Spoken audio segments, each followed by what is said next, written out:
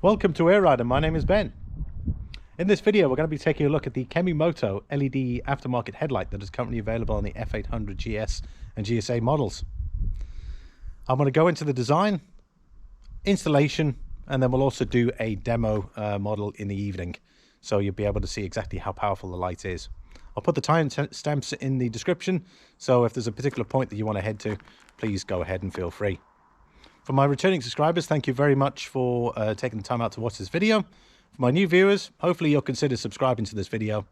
I currently do motor travel videos, and I've also done a number of reviews on some products, as well as some bikes. So, without further ado, we're going to get into it, and let's take a look at the Kemimoto LED headlight that's available on the F800GS and GSA models aftermarket.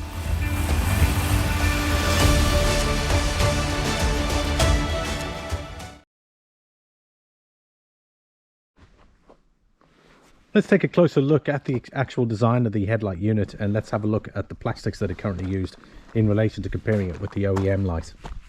Straight away we see the housing is very similarly designed, and even the plastic, even though it is a little bit more shinier, the OEM headlight has a matte finish to it. We have the low beam located here, the high beam is on that side, and there's a daytime running light when you turn the ignition on, which I'll demonstrate shortly. If I look at the housing itself, it looks very similar, and it even includes the one plug unit. So like I said, for the installation it's going to be super easy. It's plug and play, so literally disconnect and plug it in. We'll take a look at the actual headlight unit now with the power on. Okay, when the ignition is on, the first thing that comes on is the daytime running light. The design itself follows the OEM specification, but like I said, it isn't the original, so they've taken a lot of design cues from the actual headlight itself. I think this is this looks very modern in its design and follows all the new bikes. We're going to show when I start up the bike, we're going to see this area here light up.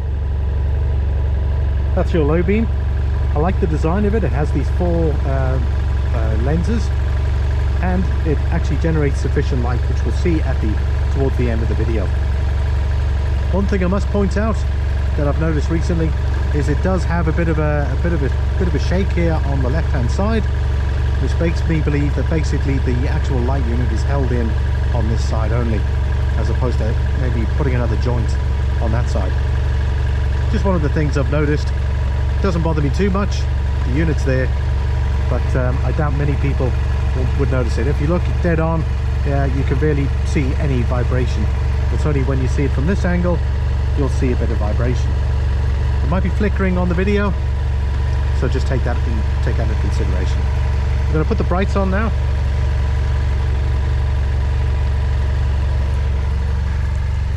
That's all the lights on currently.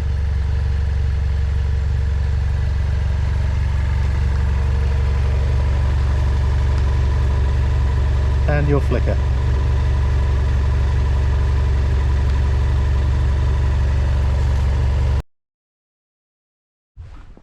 Let's talk installation. The installation is super easy. When I installed it, it literally took a few minutes. It was literally that easy. I'm going to insert a photo of before and after installation of what the bike looked like with the halogen unit on. Here it is.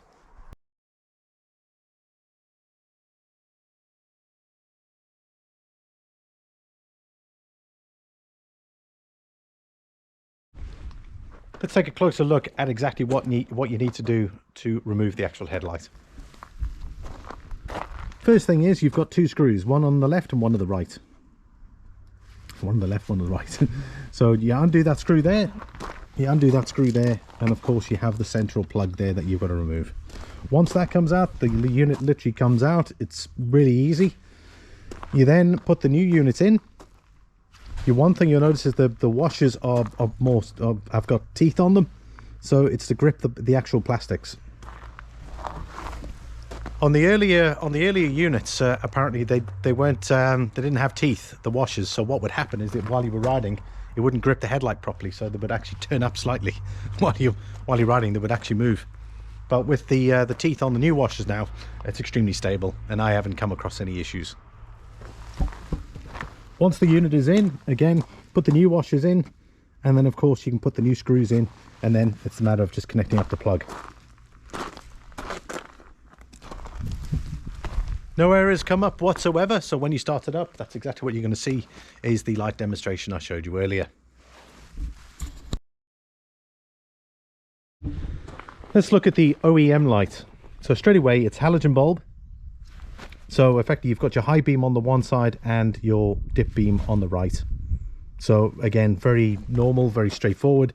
The bulbs are super cheap to replace.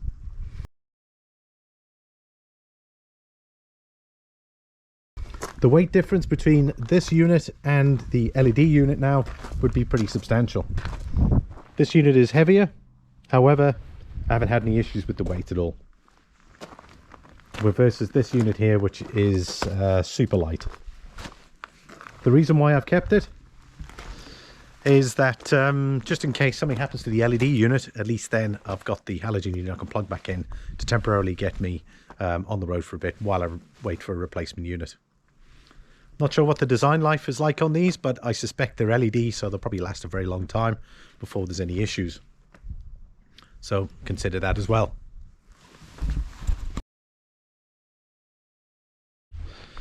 Right, what we're going to do now is we're going to wait till it's dark, and we're going to get the bike out on the road, and then you'll be able to see the performance of the actual headlamp unit itself. I'll do dipped beam, high beam, so you'll be able to see the two differences on the actual headlight unit. I must say, I haven't driven this bike at night very often, but I can safely say for sure the headlight, the quality of the unit and the actual throw with the actual beam itself is exceptional. So I've been very happy with the night driving that I have been doing, and I'm sure you will too. So stick around for that. I'll see you guys a bit later, and then we'll take it out on the road.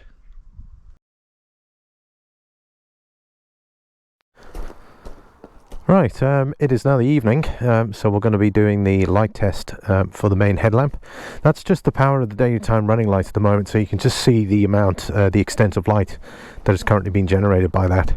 So that's already a major improvement over the standard OEM light. But yeah, so I'm going to step back a bit.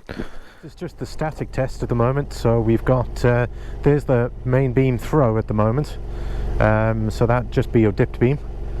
And then I'll just put the brights on there, so that'll be the extent of it. We're also gonna see some birds have come to join me there. We're also going to go out on the road in a second. I'll be able to show you exactly what it's like on the road, but that's already a major improvement over the OEM light.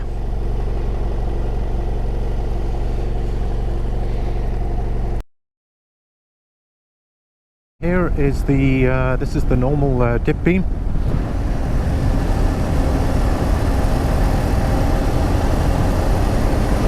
I'll leave this running for a bit, so it'll give you a better idea of exactly what the headlight's like. We're just coming up to a bridge here.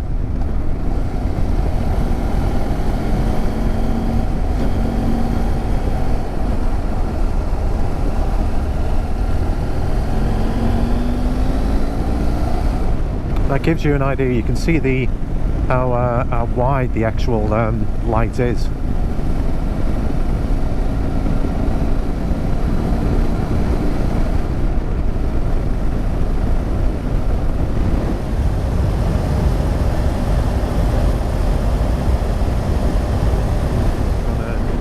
Turn here, and then I'll put the brights on for you as well.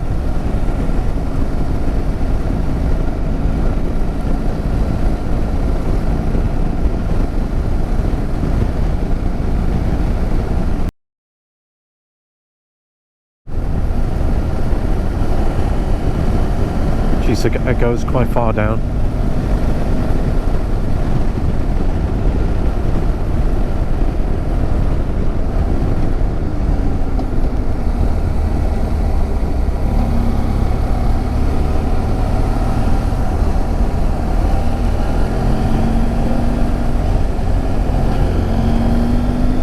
One and a half degrees.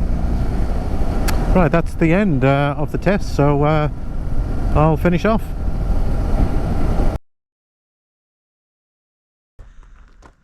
That brings the video to an end. You've just seen me take the bike out, and I've shown you the differences between the low beam and the high beam.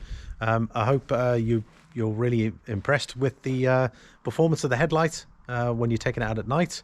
I've been really impressed with it. I like the design. As I said, the main reason why I bought it is to also de-age the bike considerably, because the halogen lights are just really old technology nowadays. I know you can replace the bulbs now with LEDs, but again, it's the actual design I'm looking for as well.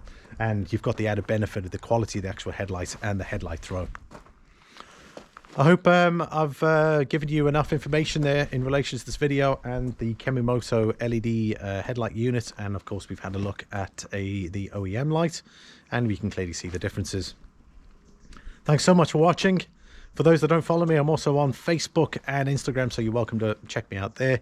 I mainly do the moto travel videos, the travel vlogs, so if you're not subscribed, maybe consider subscribing to the video. I'm going to be doing some more product reviews as well. I need to do the GoPro one, and that one's going to be really interesting because I can tell you what, it hasn't been smooth sailing. Anyway, thanks for watching. Put in the comment down below what you think of the video. Don't forget to like the video as well, and I'll see you all in the next video. Bye for now.